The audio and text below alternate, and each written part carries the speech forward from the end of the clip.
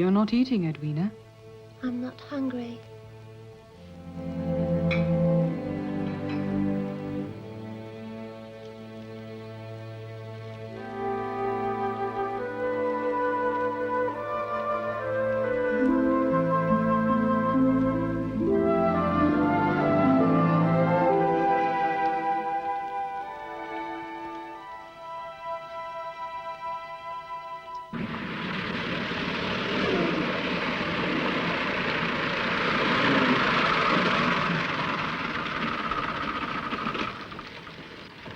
Here we are, home. Look, Emma, I'm not totally useless. Be quiet and do as you're told, Frank, my lad. Bossy knickers. All the property has been left to you, Mrs. Lowther. To me? I thought Kit would inherit. Mr. Lowther did leave the money to his son and an annuity to Edwina. You are the executor, of course. But all the property has gone to you. He obviously trusted your judgment to look after the children's future. Yes. Of course I shall do my best. Do you know what the time is? Yes. You're on a treadmill. I mean, you're as much a drudge now as you were at Fairley Hall. Don't be ridiculous. You are never free of your work.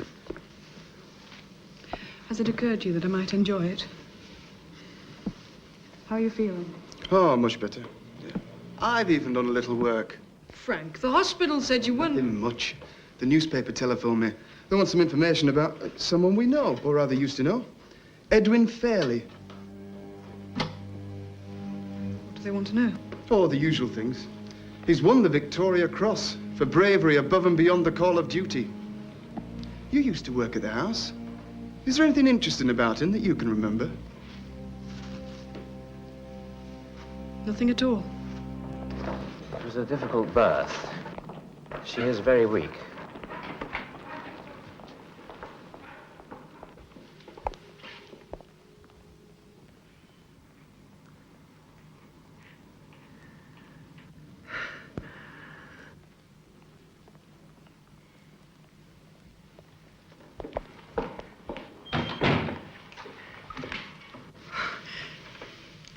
It's a boy. Yes. It's wonderful. Blackie will be so pleased. As soon as you're discharged, you're coming to stay with me and the children. I want him to be called Brian. Remember how you looked after me when Edwina was born? Well, it's my turn. Come closer. I want him to be brought up a good Catholic. Blackie is so careless about those things.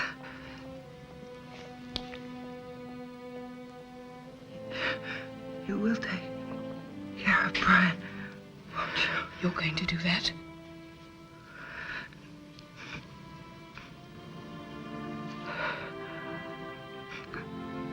I love you, dear. Oh, Laura, I love you too. Please, don't cry. There's nothing to cry about.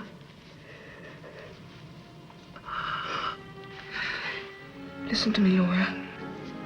You must fight. Please, fight.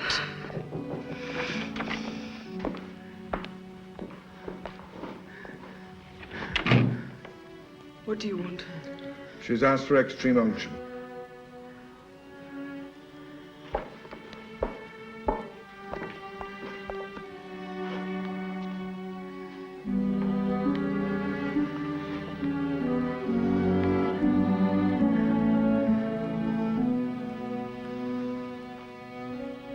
Per instem, sanctam, Unctione.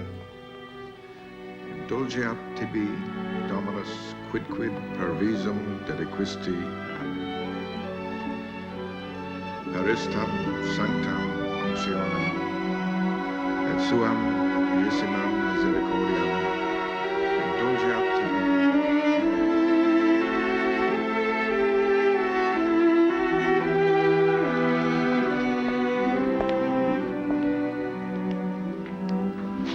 Mrs. O'Neill wishes to speak to you.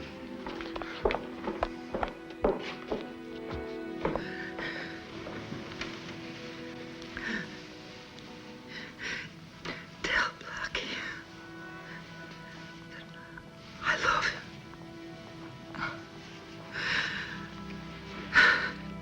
Oh, Laura. What will we do without you?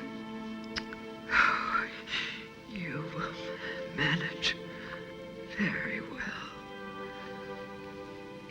God never gives us a burden too heavy to bear.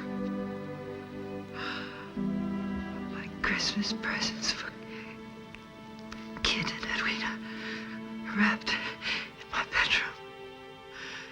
Is that something for you? I put it.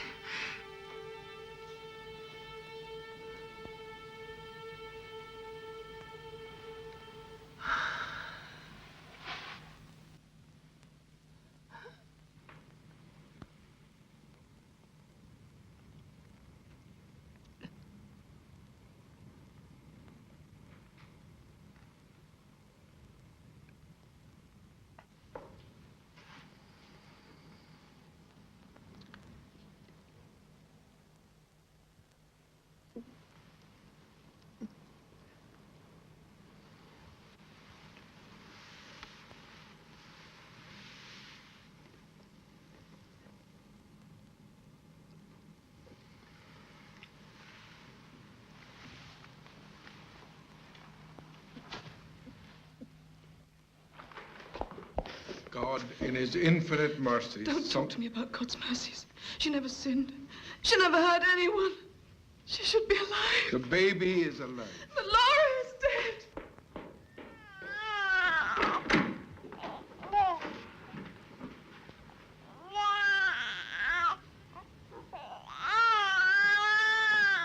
There's nothing wrong with you. You're perfectly all right. Perfectly all right.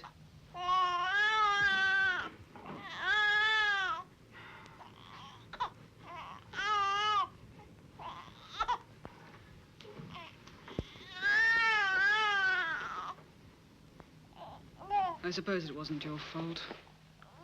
All right. There. There. It's all right. Mrs. Lowther's name is not to appear on the board of the MRM, nor as an officer of the company. Mrs. Lowther is, in fact, the sole shareholder. But it is essential that this remains a confidential matter. We're to function as an acquisition and holding company.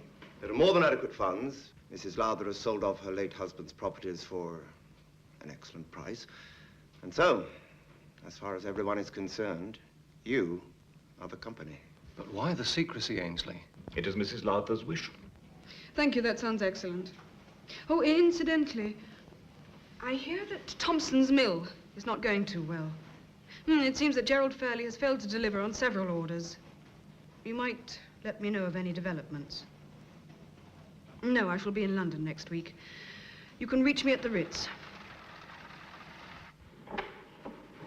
Frank, love, I'm sorry. You look wonderful. Thank you. I can't imagine why you've never married again. Who would I marry? There's a war on. There are no men around. Ah, there soon will be. Now the Americans have come in, this war can't last much longer. I'm serious, Emma. You should get married again. What about Blackie? What about him? He's always adored you. You looked after that baby of his like one of your own. He seems the perfect match. Don't be silly, Frank. Blackie's like a brother to me. Besides, I'm not sure that I want to remarry at all. Oh? I don't want a man getting involved with the business. Oh, that blasted business. I don't know. How much money is enough for you? How much is there?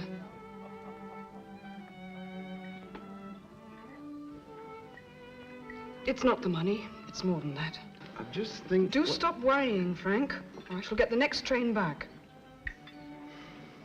I'm sorry. That's not you.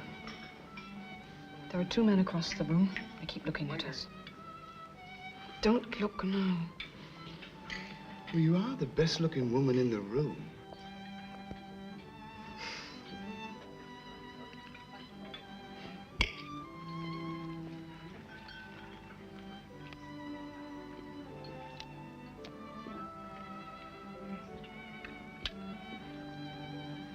Why'd you keep looking at them? If you can drag your gaze away from the beautiful lady in the lame, perhaps you and I could have a conversation. Oh, sorry, Dad. Then you're going to go back to France. As soon as this leg of mine puts itself right. I'm going to see Adam Fairley this evening. He's not very well. Olivia's death was a terrible blow, poor chap. It's Mr. McGill, sir.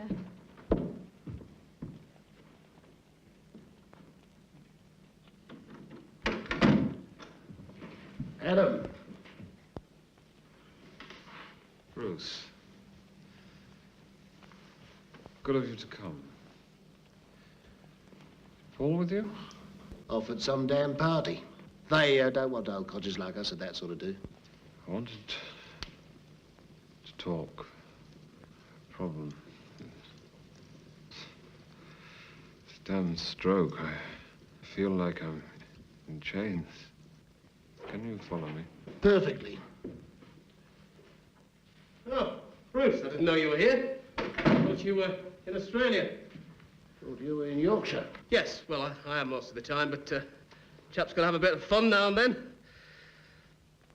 Well, I'm off. Good night, Father. Gerald. I warned you. Good night, Bruce. Father thinks I'm off to do some more gambling.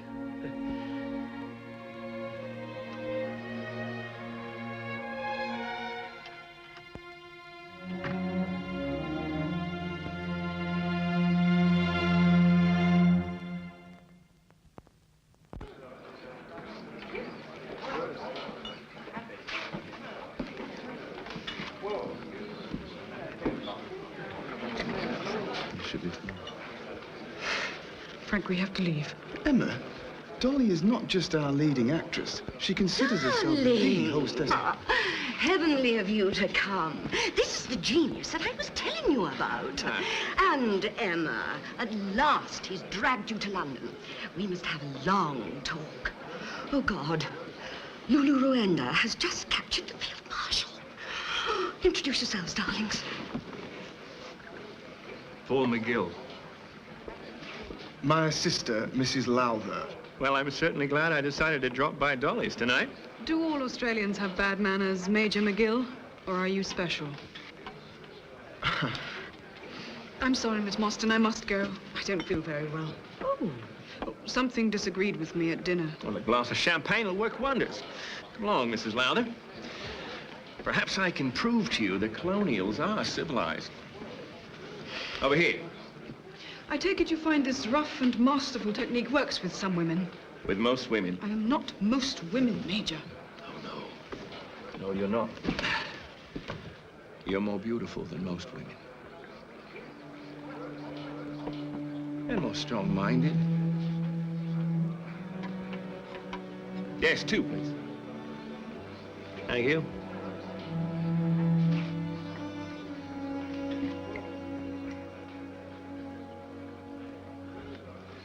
I would apologize for my behavior earlier this evening, but really you are to blame. I really have to go. I behaved badly because I was amazed by your beauty. I quite simply lost my wits.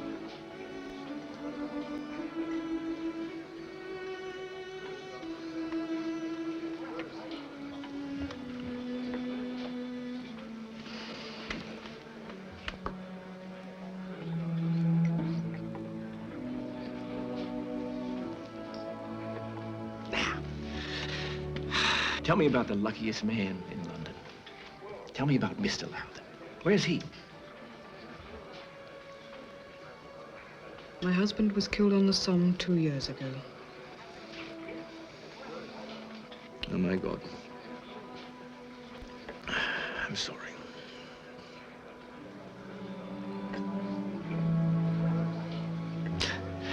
I'm just an idiot. I really am sorry.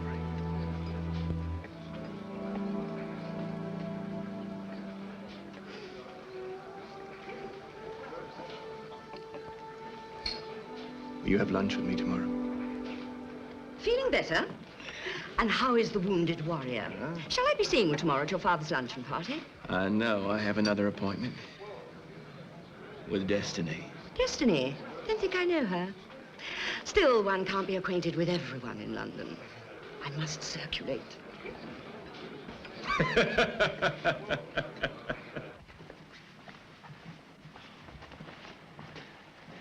Would you tell Mrs. Lowther I'm here, please? Major McGill? I'm sorry, Major. Mrs. Lowther booked out the hotel a few minutes ago. She left a letter for you.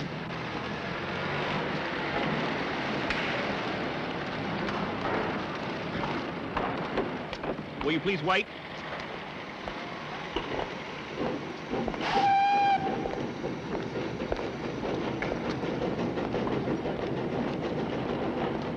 Which is the train for Yorkshire? Platform 2, sir. Hey, I'm just seeing a friend off. Coward.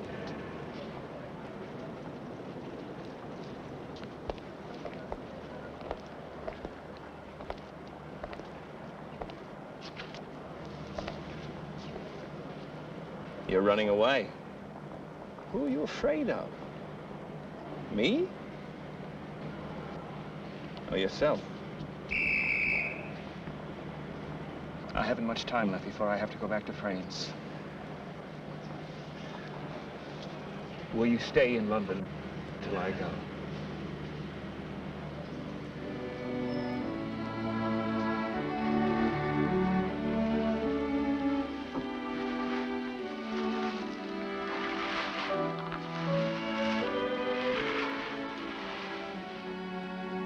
Thank you.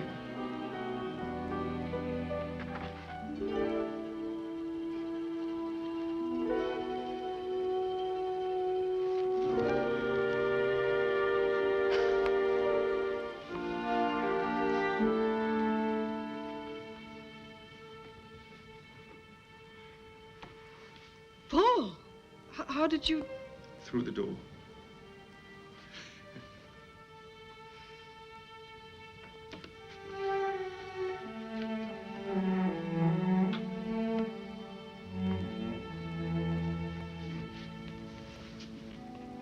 These are for you.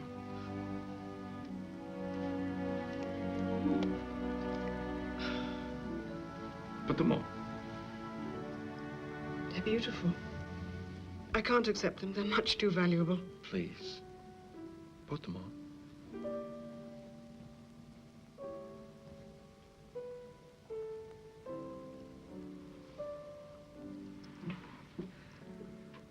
My father gave them to my mother.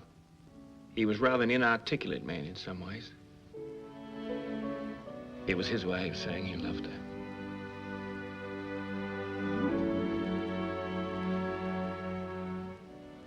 They reflect the light in your eyes.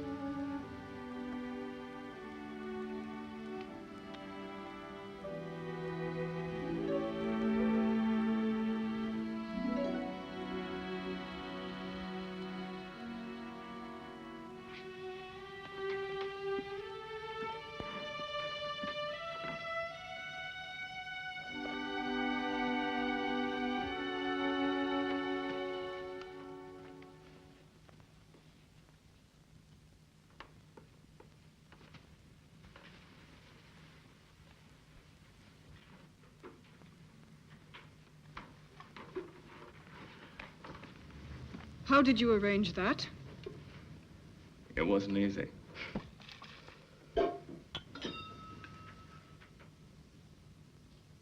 You're angry.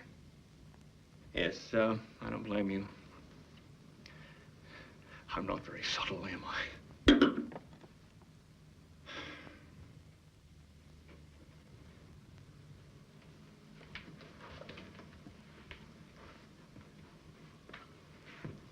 Don't worry. I don't want to seduce you. That's not good enough. I'm going to go back to my room, lock the door after me, and when you're dressed, I'd like to take you out to dinner. No obligations. Right?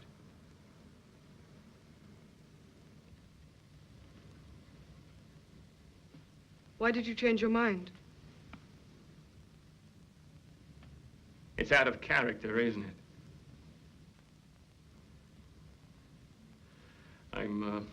I'm astonished at myself.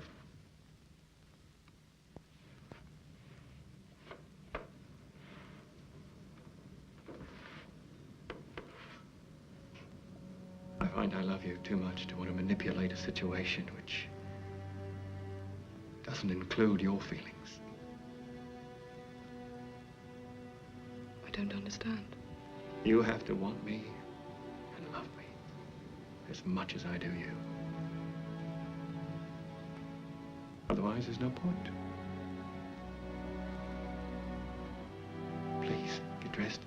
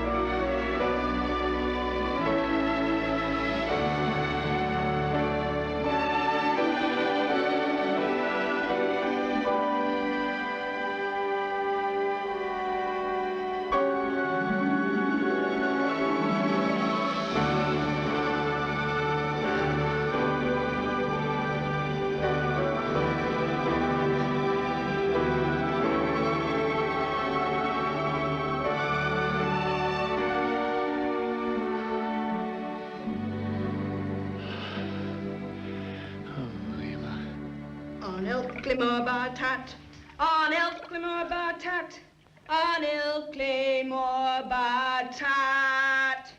Where has the been since I saw thee? I still think it's an odd thing to do. Well, I have my reasons.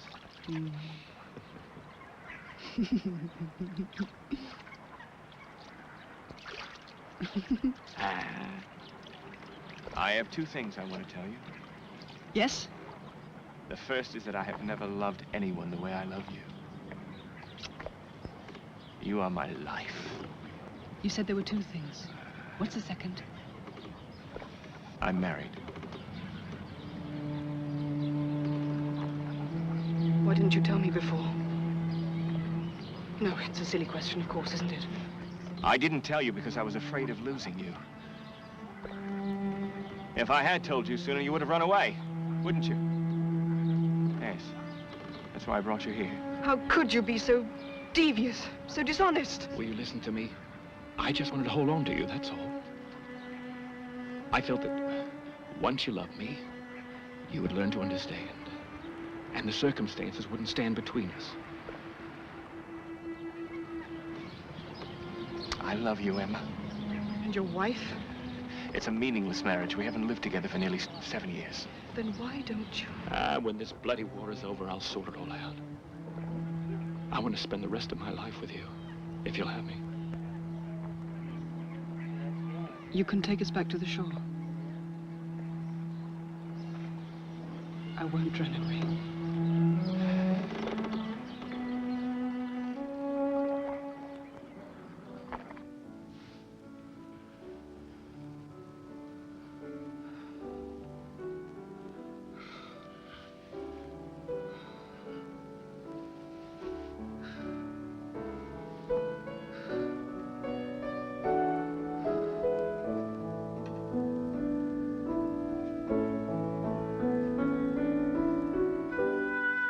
Tell the factory they can go ahead with the Lady Hamilton line.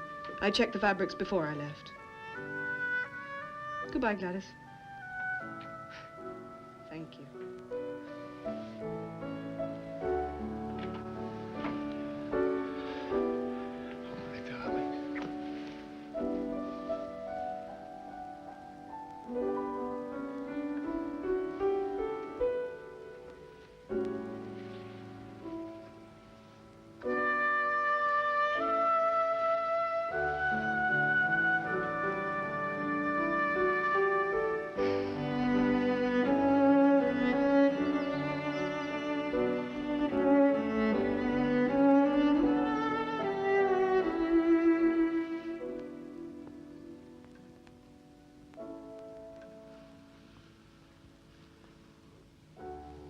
Being selfish.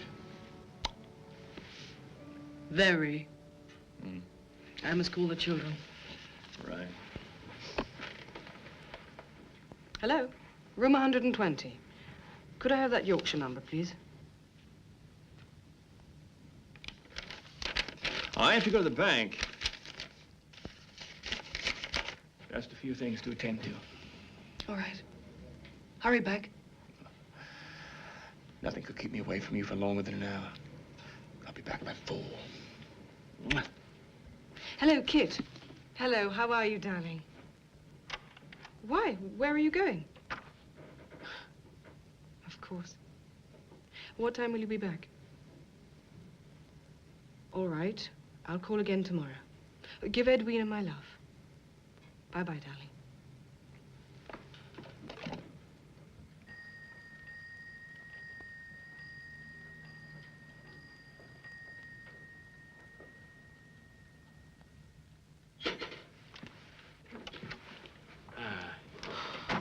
I thought something had happened to you. Oh, nothing's going to happen to me. My time's not up yet. Your coat's wet. I'll take it off. I won't be a minute.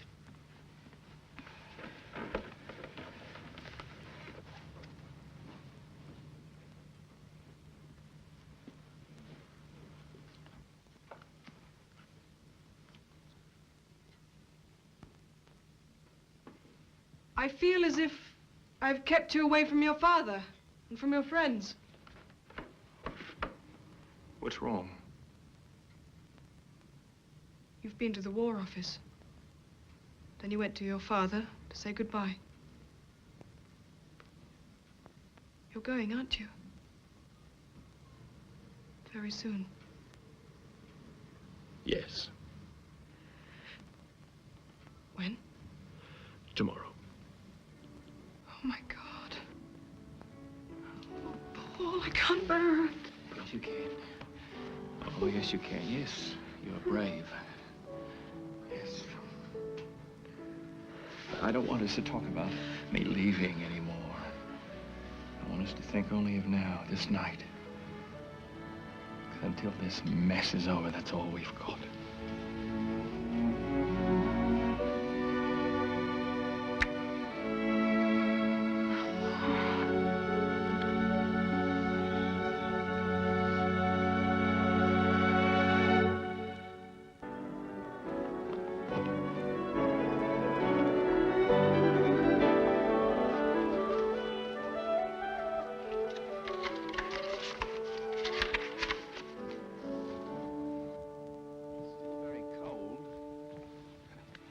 conditions could be better. But we mustn't grumble, as they say. I think of you all the time. I read something years ago, which has always stayed in my mind, and, well, it seems right for us. It went something like this. This parting cannot be for long. Those who love as we do cannot be parted. We shall always be united in thought. And thought is a great magnet. I have often spoken to thee of reason. Now I speak to thee of faith. Emma, my love, have faith. I will carry you in my heart for the rest of my life. Paul.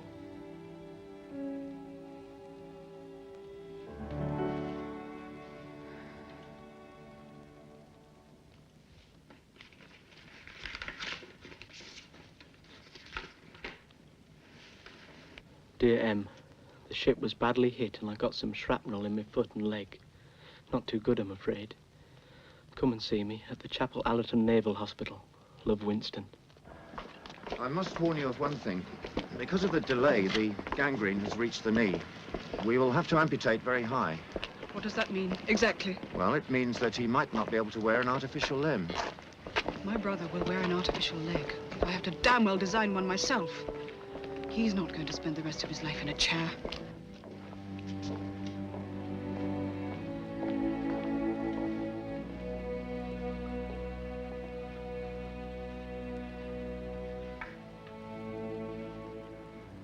Hello, Winston. Hello, Em.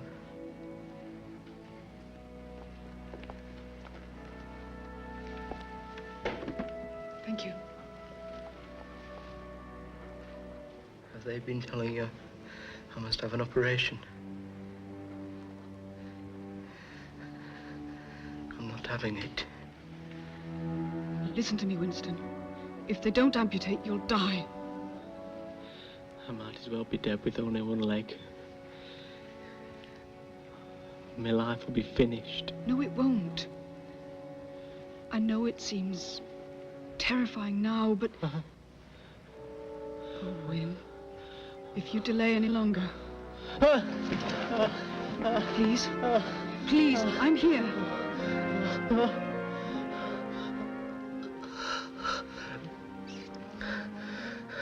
I'll look after you, Win. Let's get it over with, then.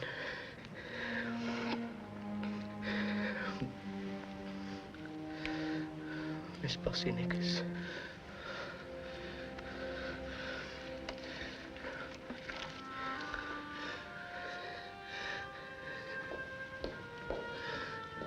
Emma. Yes, love. Will you wait till it's done? Of course I will.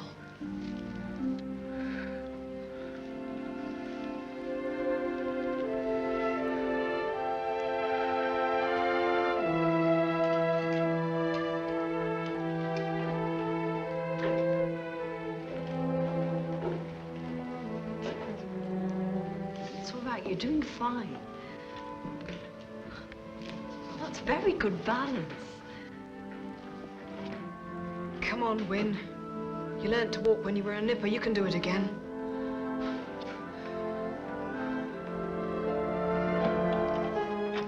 It's over! The war is over! Armistice!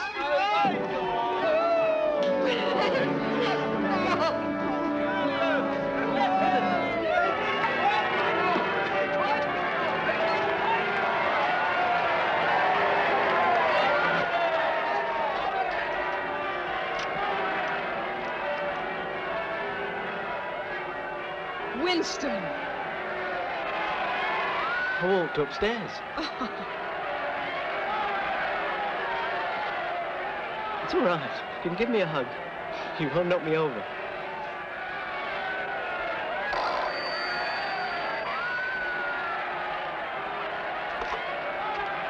Hello? Hello? I can't hear you properly. Who is this speaking? Paul! Where are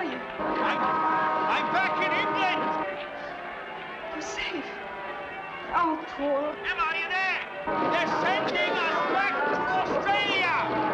But you'll be up to Yorkshire first. But darling, I can't. My ship sails in 2 hours. Still under military orders. I said I'm still under military orders. But I will be back as soon as I'm come off. I love you, darling. There's someone on the line. I can't hear you properly. I'll come back as soon as I can, darling. We have the rest of our lives together. I love you, Em. I love you. Write to me. What? Emma? Paul?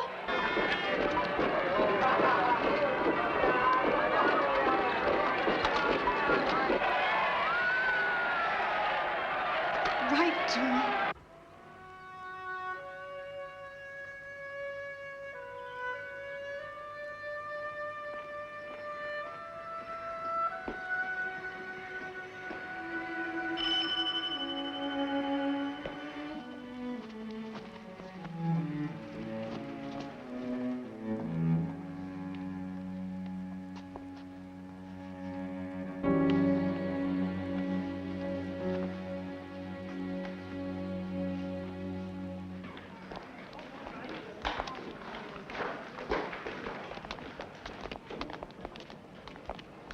Busy as ever. How would you like to work for me, Winston? I need someone I can trust. Is there a genuine job for me? This store is just a part of it. I have other businesses. I have companies, real estate, Thompson's and Leighton's Mill, and there's the MREM company. You never mentioned that before. Ah, that's because no one knows I have anything to do with it. Men don't like doing business with women when it's a question of high finance. And there is another personal reason. Now, you have some news for me. Yes. Well, as you know, since that is, since MRM acquired Proctor's company, the turnover's improved. I should hope so. It was in a deplorable state. The point is, we've heard Gerald Fairley has approached Alan Proctor for a loan. Of course, Fairley has no idea that, well, you are in effect Proctor's. How much does he want to borrow? £200,000. Really? He has been having a bad time at the card tables.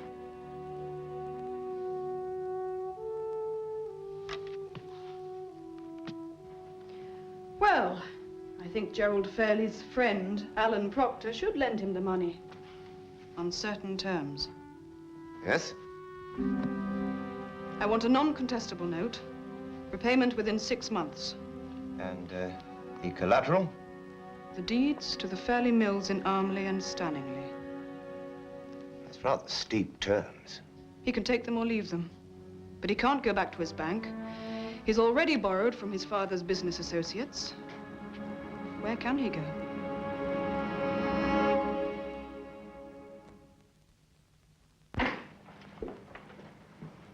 Mummy, you're home. I thought you were out riding. Hello, Annie. Evening, Mum. We came home early. Edwina didn't like the wind. I've been painting a picture for you. You look as if you got more paint on you than on the paper. Look. It's you and me, Mummy. It's lovely, darling.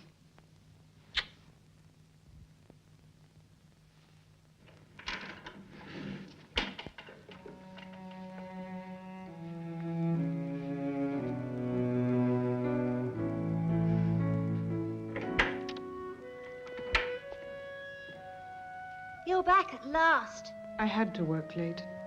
You worked too hard, Mother. Well, I won't be working over Christmas. I came to ask you for my birth certificate. May I have it, please? You telling me this is legal?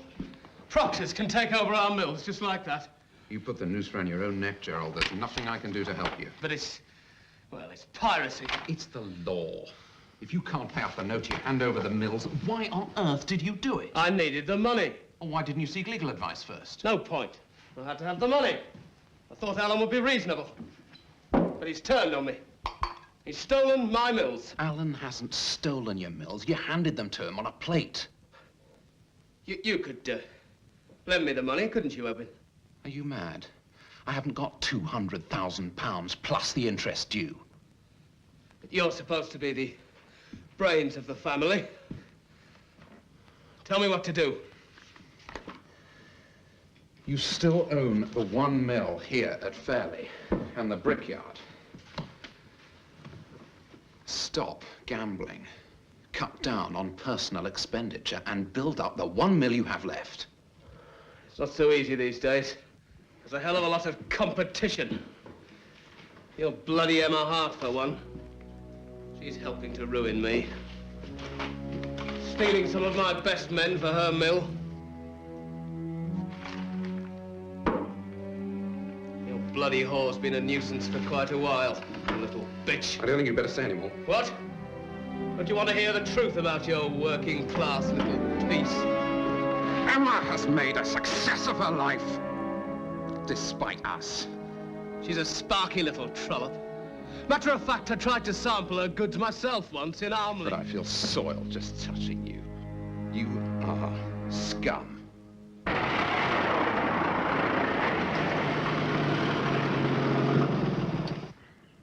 Thanks for giving up your Sunday morning, Emma. You know I enjoy work. And anyway, it's like old times having you and Blackie back. Emma, there's something I want to tell you. Is something wrong? I'm thinking of getting a divorce. Oh, David. You know things weren't going well. Since I came home, they've become intolerable. I hoped, if I was free, you'd marry me. Oh, David, you know that's not possible. I didn't make that sacrifice 9 years ago when you were single to cause a catastrophe now that you're married, with 2 children. I told you then it's not possible to build happiness on other people's misery. What about you and me? There is no you and me, David. There's someone else. You're going to marry him?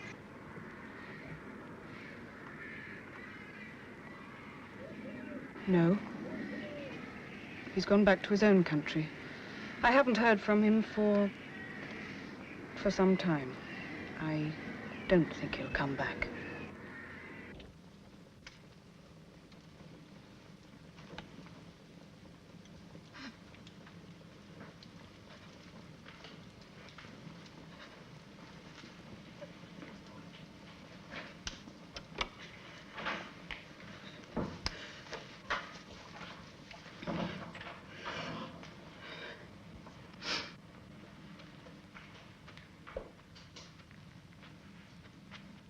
He's not coming back, Emma.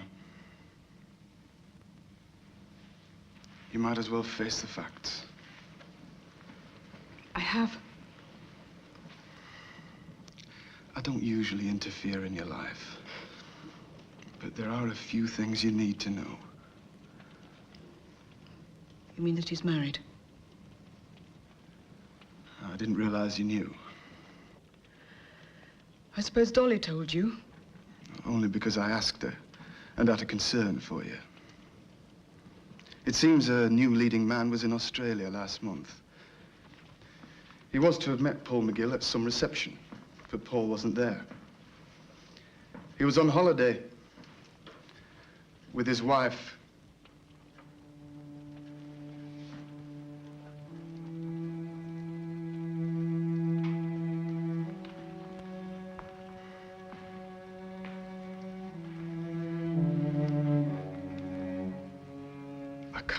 To see you suffering like this.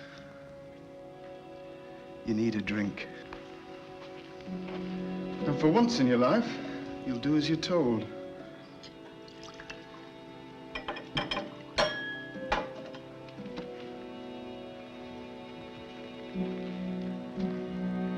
To the future. The future, Frank.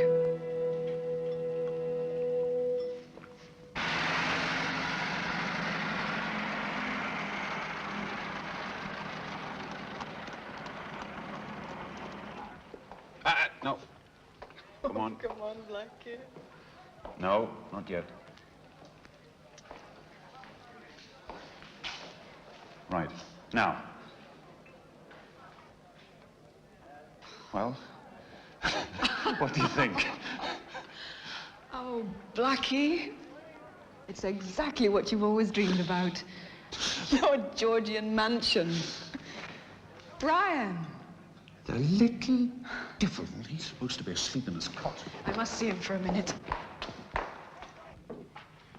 Now then, Brian Baru. Sleepy time. That's the boy.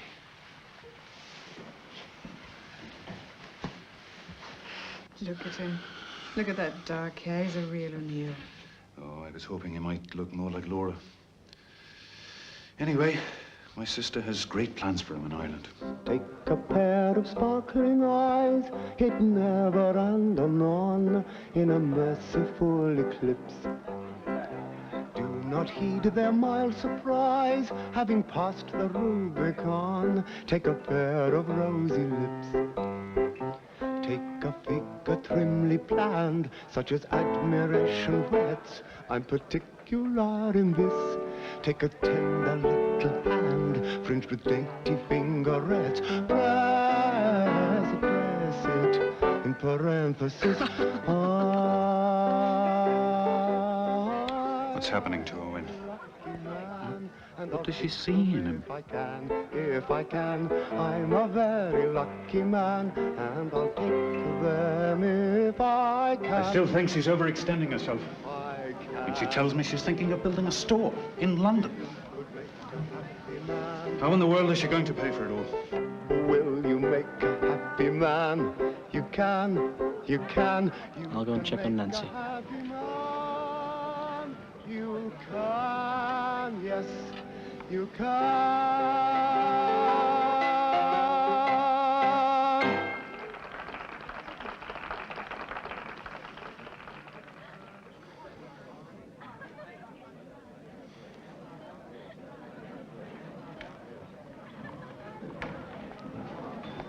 It's a lovely party, Blackie. I always thought you couldn't stand young Ainsley. Oh, he's not so bad. He's more intelligent than I thought. And he is amusing. You sound as if you've been spending some time with him. I only see him on business. Ah. Now, talking of business, whereabouts in London are you going to build this store? I have found a piece of land in Knightsbridge. I can get it for a good price, and I want you to see it. So I shall, so I shall.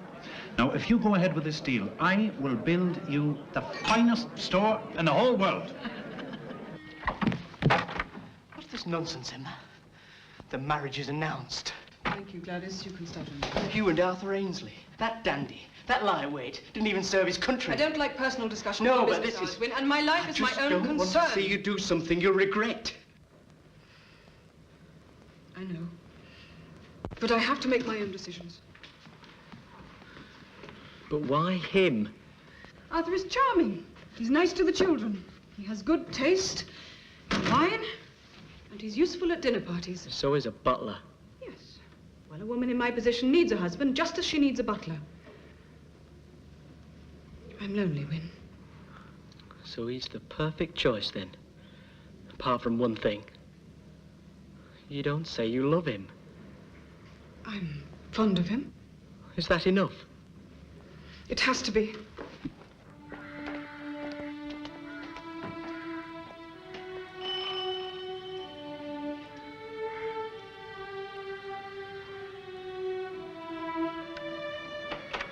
Mrs. Lowther, please. I'm afraid Mrs. Lowther's away, sir. She's on her honeymoon.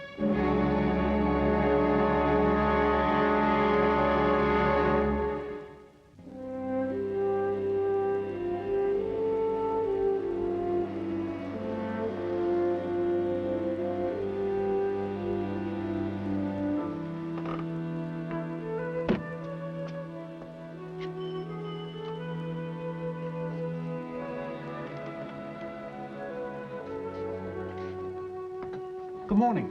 Good morning, sir. My name is O'Neill. I have an appointment to see Mr. Gerald Fairley. Very good, sir.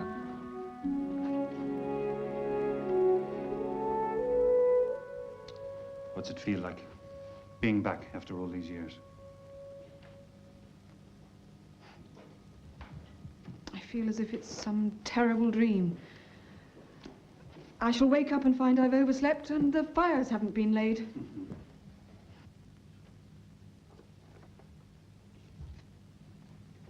You wouldn't have found that in my day.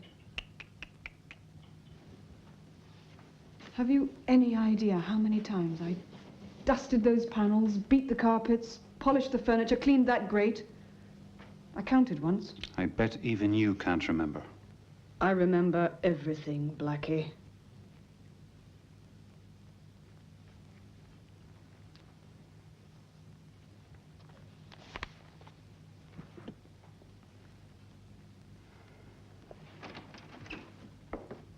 Ah.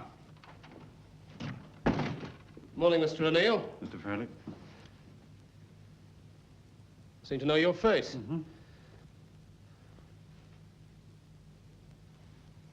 You have no right to bring this woman here. Get away from my desk. I believe this is in fact my desk. What the hell are you talking about? You sold Fairley Hall to Deerfield Estates, did you not? Well? I am Deerfield Estates. And yes, this desk is listed on the inventory.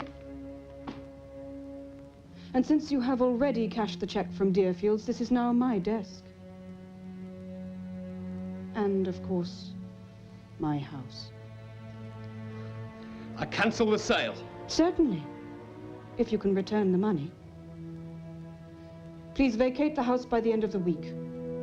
Oh, and would you arrange to have your personal belongings removed from Fairley Mill by 5 o'clock today at the latest? What? I'm not wrong in thinking that you sold Fairley Mill to the General Retail Company 2 weeks ago, am I? General Retail Company is a division of Proctor's which is owned by a company called MREM. Yes, I'm afraid I own MREM, too. It's plain theft. It's business. You vindictive bitch. You want everything we've got. Yes. How can you cold-bloodedly set out to ruin someone? That was my plan, but you did it yourself, really. I just helped you along the way.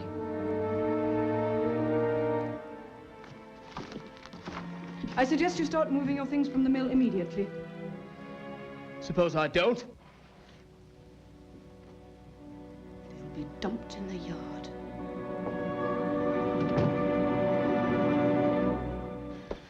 Well, it's a solid enough place, Emma.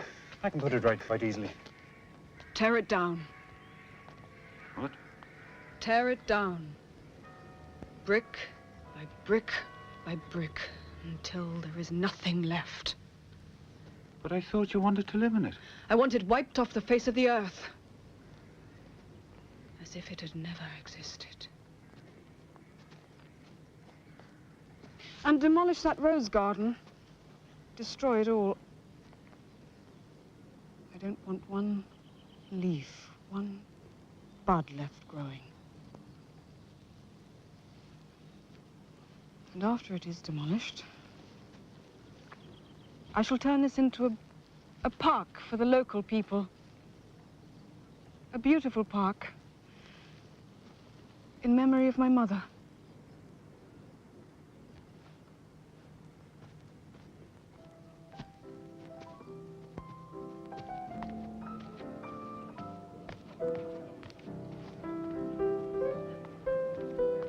Penny for your thoughts. Oh, sorry, my rates are higher than that these days. Oh, what you drinking? I'll have a gin fizz, please. Hectic day, I need one. When wasn't it a hectic day for you? Well, at least I can flop into a bath and read in bed this evening. Arthur will be out, as usual. Why the hell don't you get rid of him, Emma? He doesn't bother me. I hardly know he exists. But what's the point? His drinking's got worse and... well... And there are other women. I know.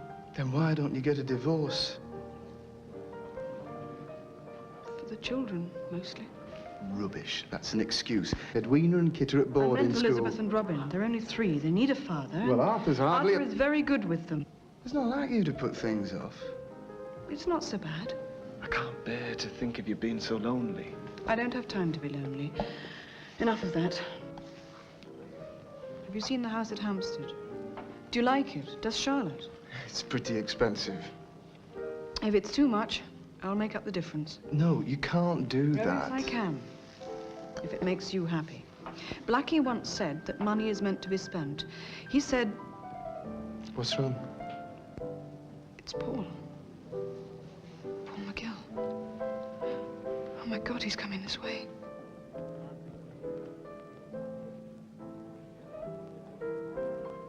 Hello, Emma.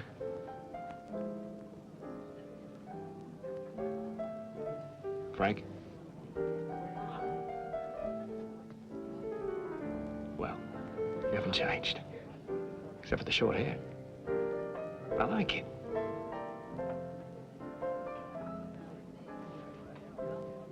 Well, I have to go. Get back to Fleet Street. Bye. I have to go to excuse me. Emma. Don't be angry with Frank. I asked him to arrange this meeting. Because I knew you would refuse to see me. Do you blame me? No. Would you just listen to me? Please. Is your wife here with you? What? The last news I had of you, you were on holiday together. Was this about 4 years ago? Yes? Yes, well, Constance threatened to kill herself. We had to take her to a clinic in Brisbane. She's an alcoholic. I don't want to hear about it. Why didn't you write? I would have waited forever. I sent you letters. Why didn't you even answer my letters? I sent cables.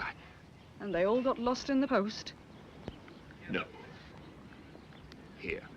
My letters to you, yours to me. I don't understand. Well, I'm not surprised. Here. It's, rather a bizarre story, actually. And I won't blame you if you don't believe me, but it happens to be the truth. They were stolen by my secretary. Oh. I knew she was devoted to the firm, but what I didn't realize was that she was very much in love with me. But you knew I was waiting for you. Why didn't you just come back? When I got home, my father was seriously ill. 3 weeks later, he died. I'm sorry. I was working 16 hours a day, trying to learn it all at once, running the whole show. My father's secretary was a godsend. She knew it all. I trusted her completely. So, when I got the chance, I came on a boat to London to find out why I hadn't heard from you. You just left on your honeymoon.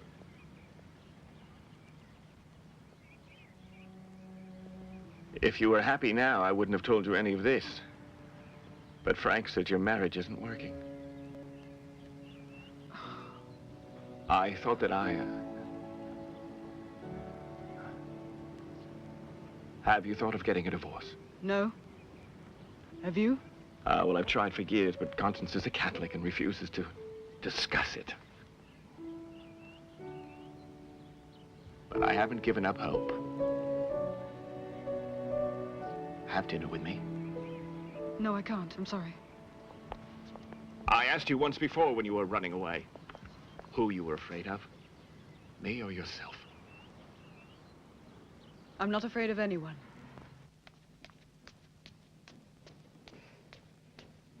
You're back.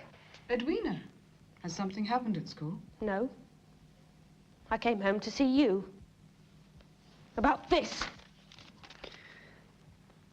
Whatever they teach you at that expensive establishment, it certainly isn't manners. Don't bother to look inside.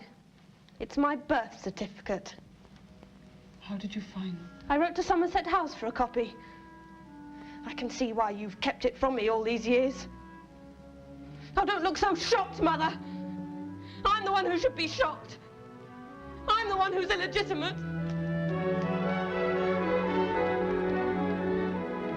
Edwina, if I told you... Spare me the details, please. You let me grieve for Joe all these years, and he wasn't even my father. Blackie O'Neill. How could you? Joe was your father, in the best sense of the word. Any man can father a child. That's quite obvious. It's what he does after that child is born. That's what makes someone really a father. That's what counts. Don't touch me. Edwina, I know you're hurt and upset, but I would like to try and explain.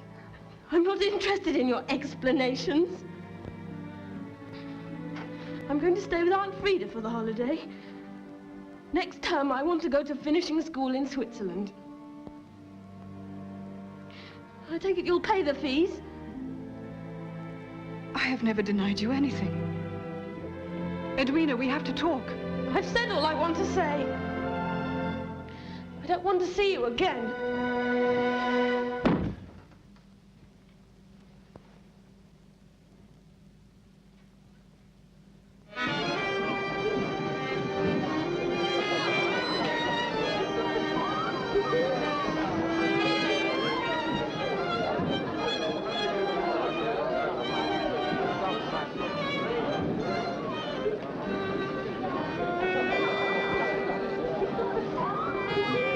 I think he does it on purpose, to get his own back at Emma. And she never complains. Well, that's the trouble. Must be hell, though, living with someone you know's too good for you. I didn't know you were going to be here. They're all friends of my father's.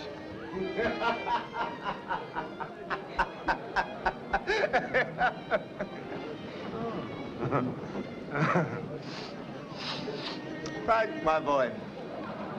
And who's this? Paul McGill, Arthur Ainsley. Friend of Emma's, are you? And the whole family. Nice. The whole family. Well, not quite the whole family. You're no friend of mine. Not yet, anyway. I promised I'd look in at the office. Goodbye, Frank. I'll see you later. Would you excuse me? Mm-hmm.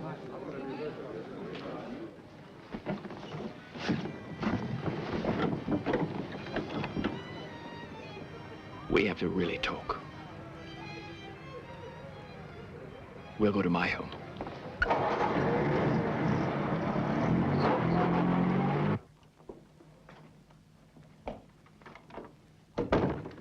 I can't go on just standing by, seeing you so unhappy.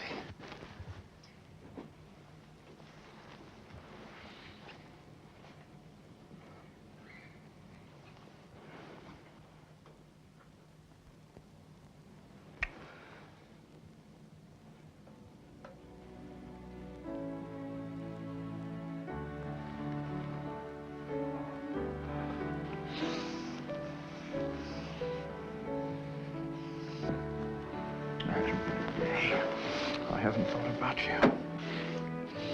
I long for you. Oh, needed you.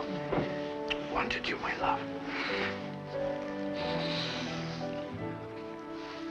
I've always loved you.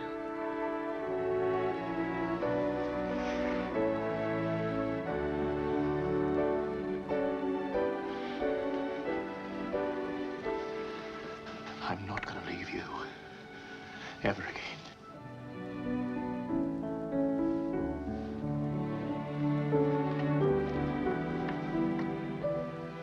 Going to be together. For good. I know.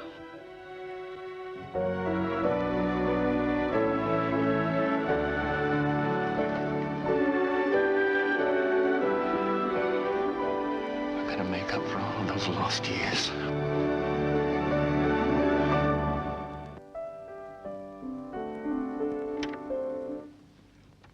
Emma.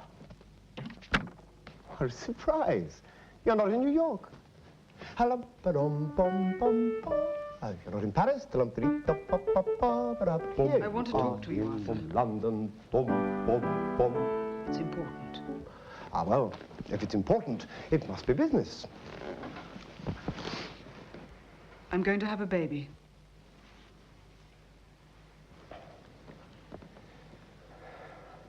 That's rich. The second immaculate conception in history. Who's the father? The Holy Ghost? I merely wanted to tell you. Oh, thank you. I'll obviously get a divorce. Not until I say so. Try and stop me. I wonder what your father would say if he knew what you had been up to. I think he'd say my private life is my own affair. Possibly. Where women and drink are concerned. But I think the young men might be a little too much for him. It's a lie and a slander.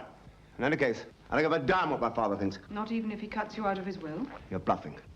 I've had a detective on you for years. My father won't believe you. I've got proof of everything.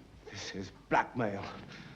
I'm supposed to turn a blind eye to your adultery. Don't be a hypocrite.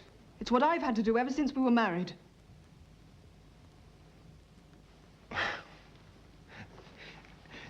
The twins will come with me.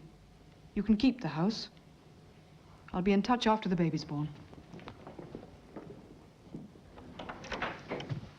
I just saw her. She's a real beaut. I want to call her Daisy. Daisy. Great. But I wish you'd let me put my name on the birth certificate as a father. When she's old enough to understand, we can tell her you're her father. I don't want her to be illegitimate. Oh, it's not so important, is it? You don't know my life, Paul. You couldn't understand. Well, try me, eh?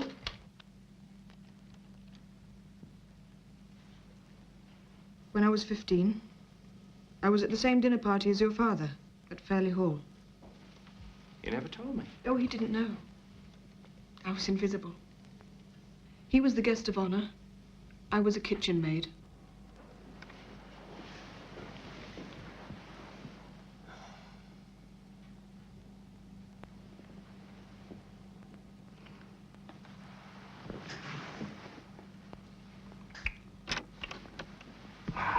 There she is. I'm afraid visitors will have to go. It's feeding time. He wants to take a photograph. You don't mind, do you? Yeah, just a few minutes. All right, my daisies. Smile. Say wallaby.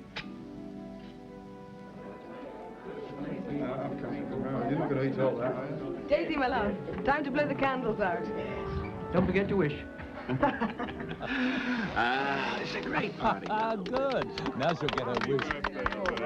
I don't remember these family birthday parties when we were younger.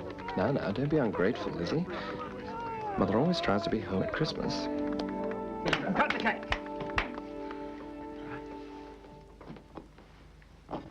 Happy birthday to you. Happy birthday to you.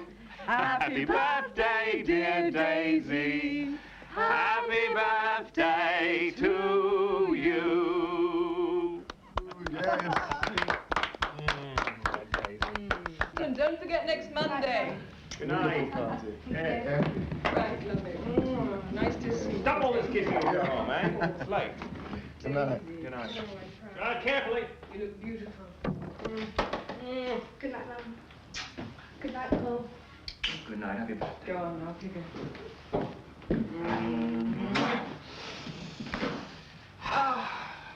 I do love the children. But it's nice, isn't it? When it's just the two of us. Don't worry, my darling. They're going to be years and years of just the two of us.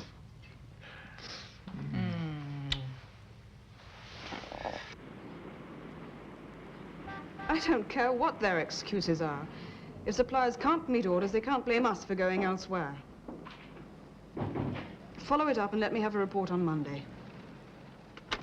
Paul, darling, what is it? I've just had a call from Texas. Harry Marriott. Problems with the drilling. What? I booked a passage on the Queen Elizabeth for Thursday. That doesn't give me much time to pack and organize. I want you to stay here. Can't they do without you for once? I have to go to Sydney anyway. To see Constance. One more try for divorce. I don't want you to go. You might get stuck in Australia if war breaks out. Please, don't go, darling. I won't stay long. Paul. I'll be back with you before anything can happen. Hmm? Yeah.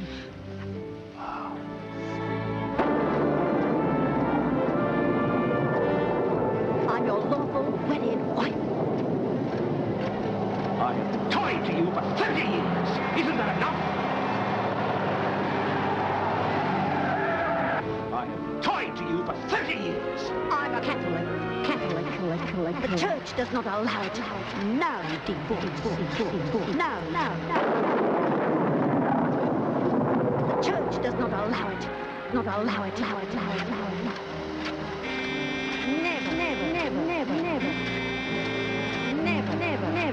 Never. Tied to you for 30 years. I'm your lawful wedded wife.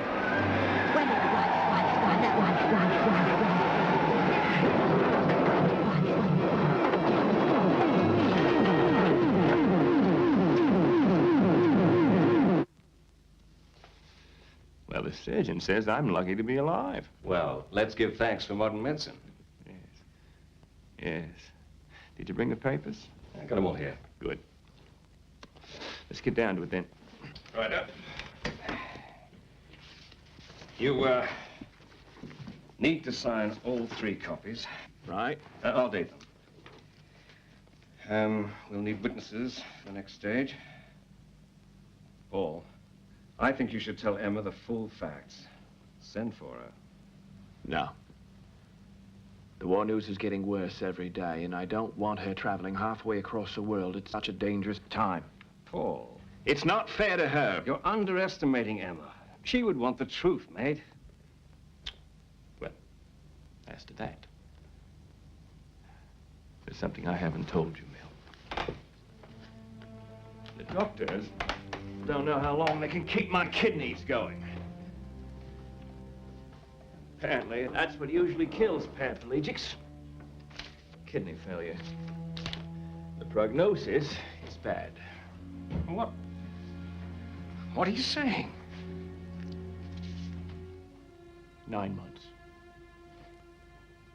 At the most.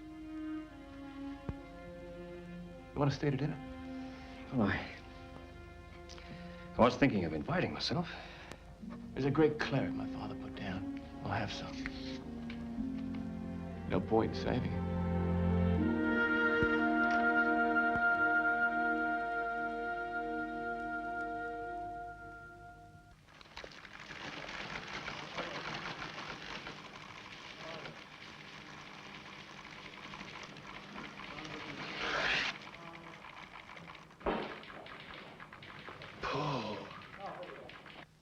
Would you like... A brandy, please. Oh.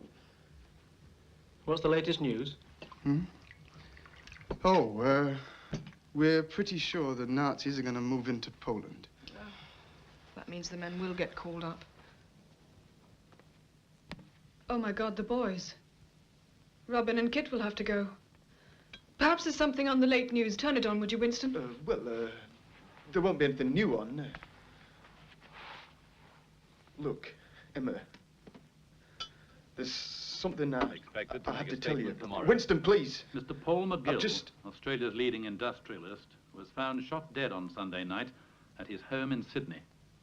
Mr. McGill, who was 59, had been involved in a serious road accident some weeks ago in which he received severe spinal injuries resulting in paralysis.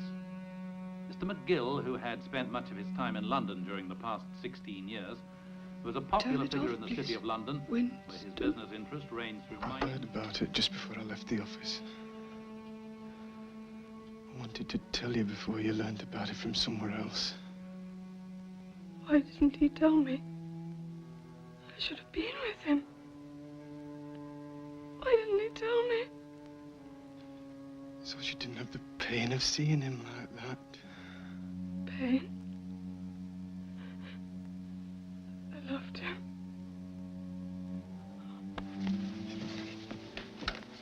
Emma, drink this, Emma.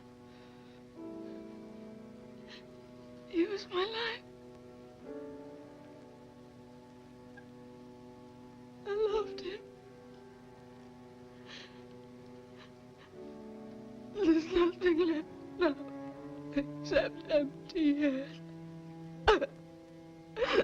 Until I can say so.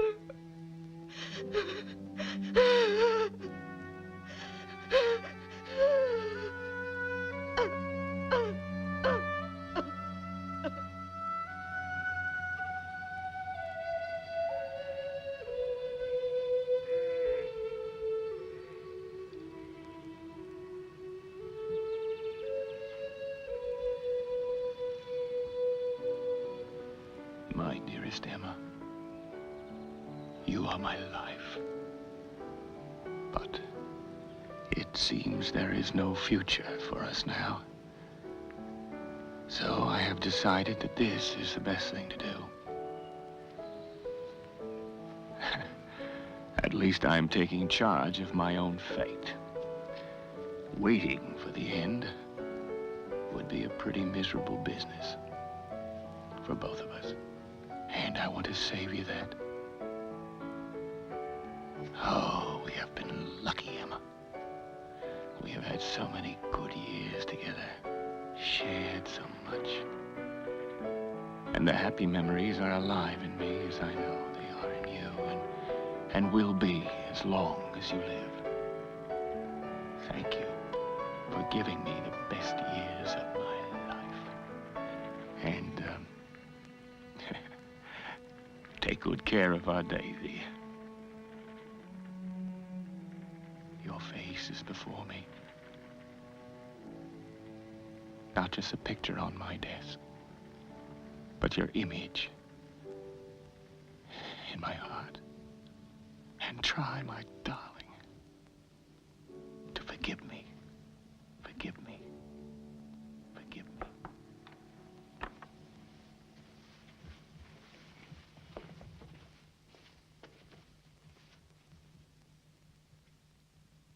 Grandy, it's time to wake up.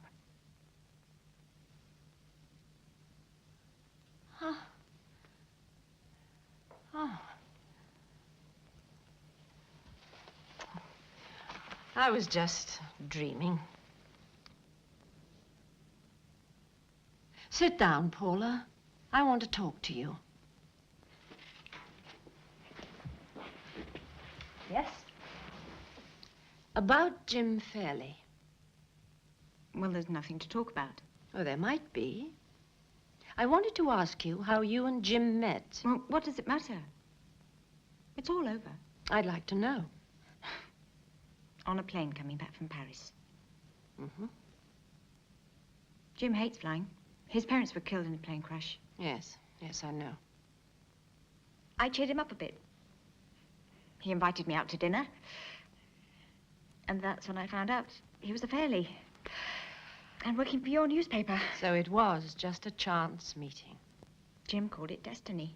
Destiny? Many, many years ago, your grandfather told me I was his destiny.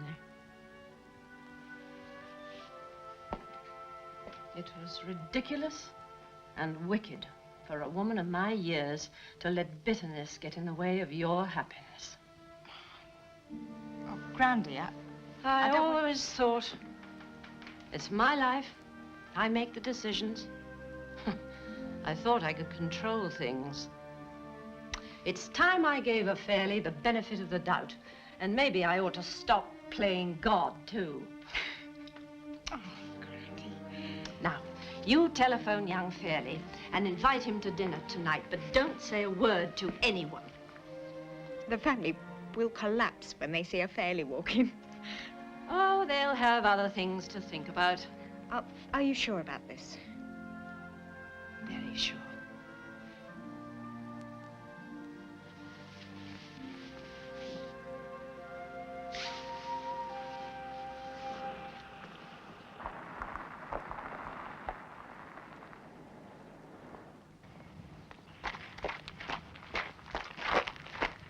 Lucky!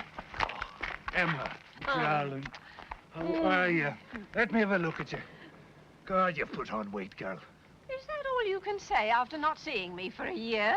Sure. And not a silver hair among the gold. Oh, it was silver years ago. This comes out of a bottle. Oh, what happened? Oh, damned horse. Threw me. You fell off. You're absolutely sure of that? Absolutely. I've got the banking package saying I was well. No problem.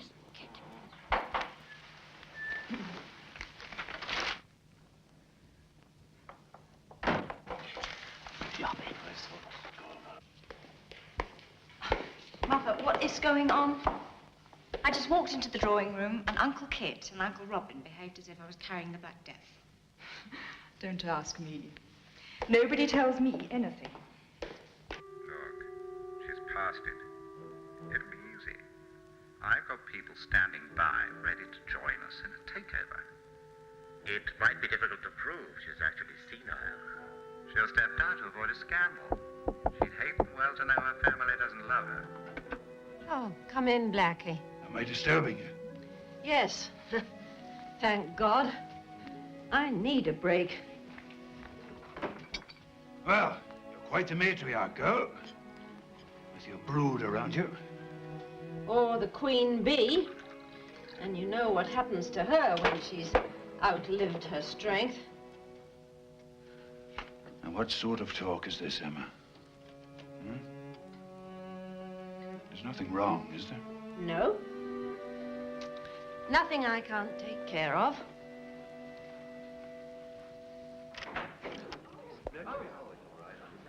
Excuse me. Mr. Fairley has arrived. What? Jim Fairley? What's he doing here?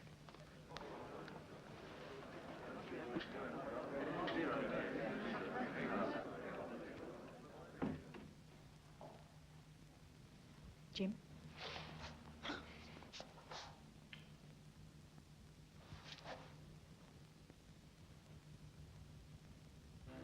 What's he doing here? Getting his orders, I expect. She must love telling a Fairley what to do.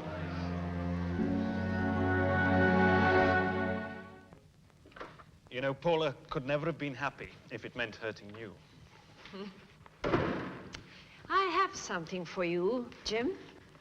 It's a new 10-year contract with the newspaper, and I'm appointing you managing director. Mrs. Hart. Emma. Thank you. Emma, I've got something for you, too. I didn't have the courage to give it to you before. Grandfather wanted you to have this. Huh?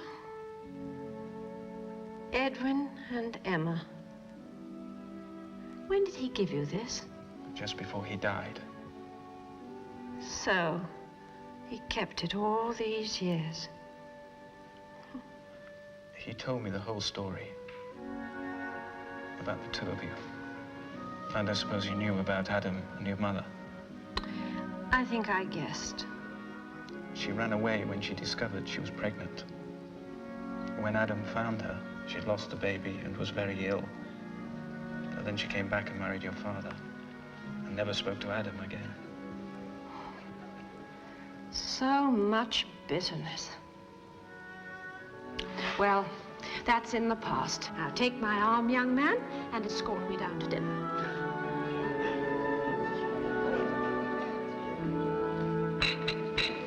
Listen, everybody. I'd like to propose a toast. A birthday toast to Grandmother. I'd like to drink to her continuing good health, for we all love her very dearly. Emma Hart, a great lady to whom we all owe so much. Emma Hart. Emma Hart.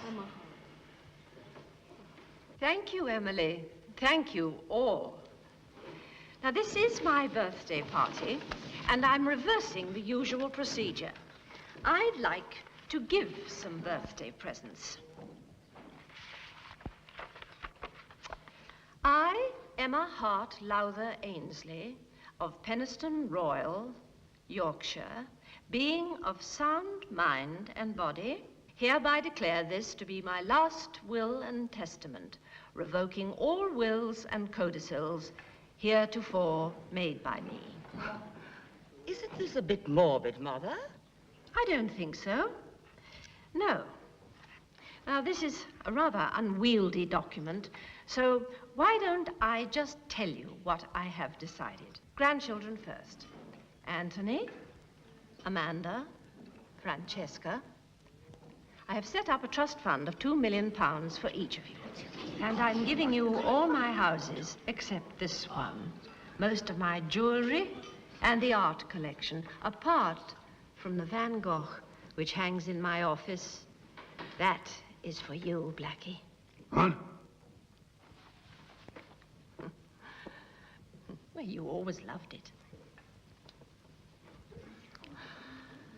Daisy will have this house, and the McGill sapphires given me by her father. Thank you. Which brings us to Hart Enterprises. Now, in my view, the best way to safeguard the future of the company is to put control into one person's hands. So, 52% of the Hart shares to my grandson, Alexander. And the remaining shares to be divided equally between my grandchildren, Emily, Sarah, and Jonathan. I told you she was up to something. Well, say something. What do you want me to say? Well, you said you were going to take charge All of it. right, all right. May I say something? In due course, you may, Robin.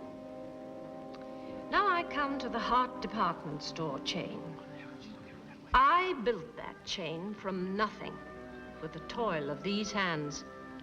We all have regrets in life, and one of mine is that when you were a baby, I couldn't spend more time with you.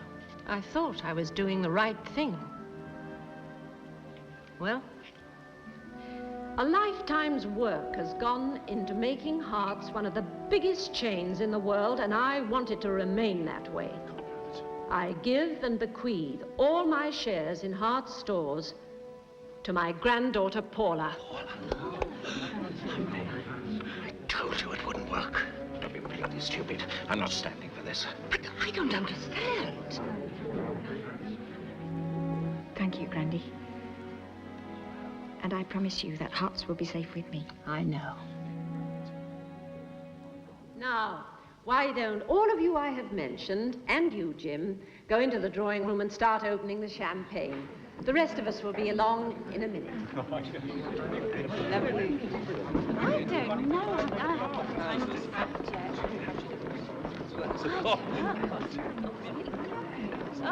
Grandy, you're marvelous. Thank you, Grandy.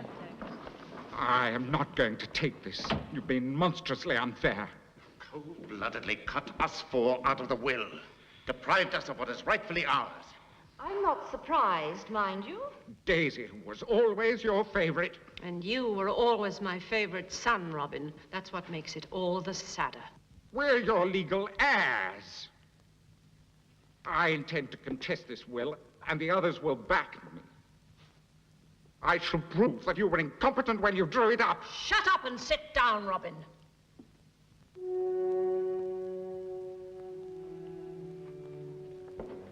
Yes, I did cut you out of my will, and for very good reason. The four of you plotted to take my empire away from me. You planned to snatch it and break it up and sell it off bit by bit. But you underestimated me, and that is a fatal thing to do. I'm not going to be vindictive. These are checks made out to each of you, £1 million apiece.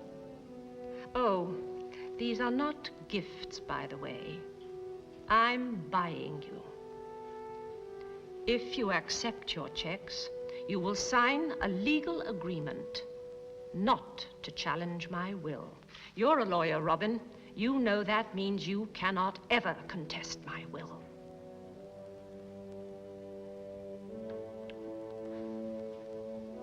Well, make up your minds. I haven't got all night.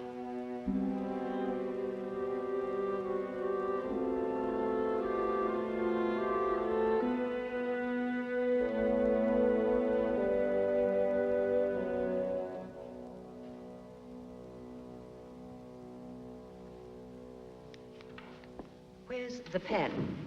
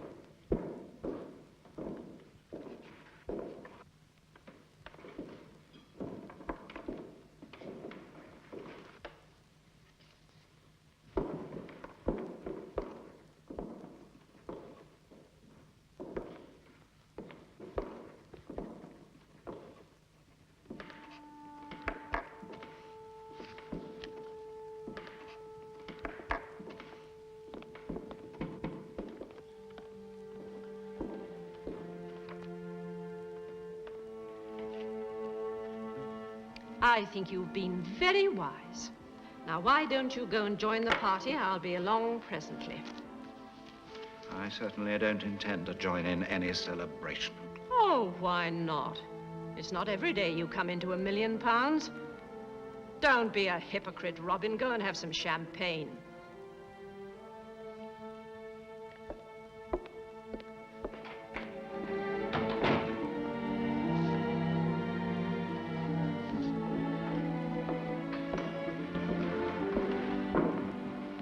Well done, Mother. You were wonderful.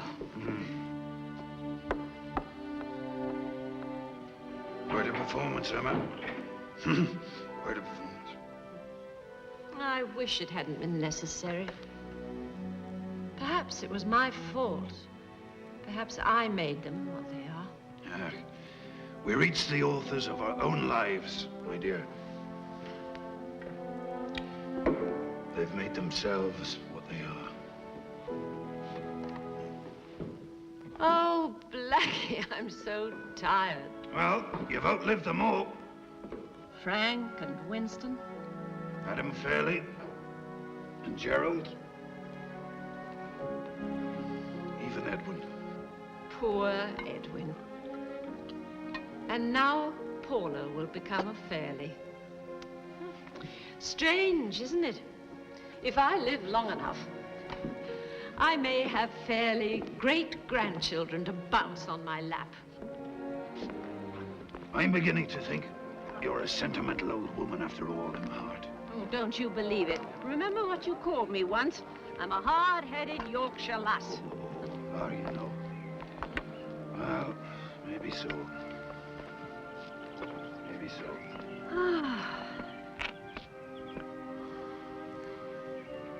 Now then, girl. I've got a little birthday present for you. When you were a slip of a girl, I once gave you a little bow. My blue bow? You remember that bit of glass? Well, maybe you remember that I said one day I'd make it real sapphires. Well, there you go. Oh, Blackie. Thank you. Sure. I was going to give it to you years ago, but, well, the McGill sapphires came along and... Oh, it's very beautiful. But it could never take the place of the one I cherished for so many years. My little blue bow, made of glass. What are you crying for, girl? I'm not. It's your damn cigar. To be sure. I'd ask you to pin it on me if I thought you could see. Hey, look. Love you, Granny. Happy birthday.